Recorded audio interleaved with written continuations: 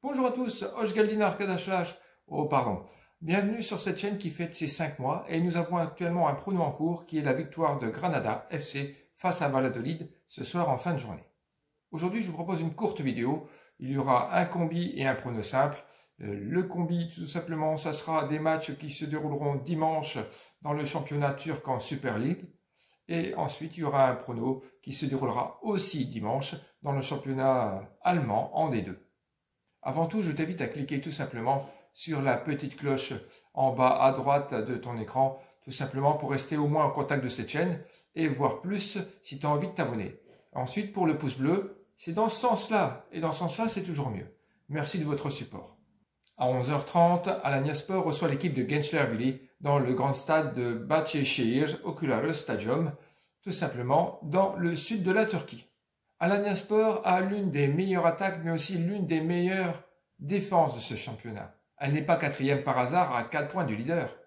Elle n'a perdu qu'un seul match, qu'une seule défaite, le jour où l'équipe extérieure, Gençlerbirliği, a eu sa dernière victoire. Tout simplement, c'était le 24 novembre, qui, de surcroît, est le jour de mon anniversaire, pour information.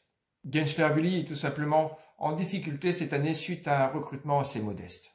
À 14h, Trabzonspor reçoit l'équipe de Sivasspor. Tout simplement, c'est le choc de cette journée en Super League. Le second rencontrera le troisième. Ils seront tout simplement sous pression car si Alanyaspor, le prono dont nous avons discuté un petit peu avant, l'emporte, et l'emportera certainement, elle passera du coup second temporairement.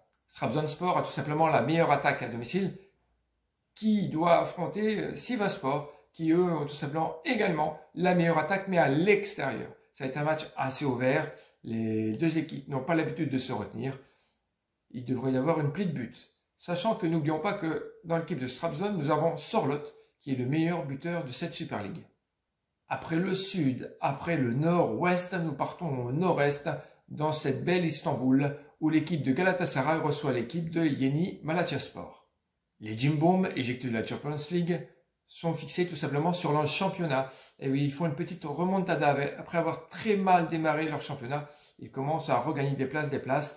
Et dans peu de temps, ils seront tout simplement dans le top 4, enfin. Il ne faut pas oublier quand même qu'ils sont à 7 victoires consécutives. C'est pas rien, tandis que leurs opposants du jour, Yeni Malatyaspor, sont à 3 défaites consécutives à des bakalum. Moi, j'y crois pour Galatasaray. Alors, les deux pronos de la chaîne sont tout simplement le combi avec la victoire de Galatasaray et Alanyaspor, plus Trabzon avec plus de 2,5 buts, soit la cote de 4,20, et ensuite le second prono est la victoire de Kiel à la cote de 2,20 en D2 allemande. Et toi, t'en dis quoi? Je vous dis bon match, à demain, au Hoşça kalın.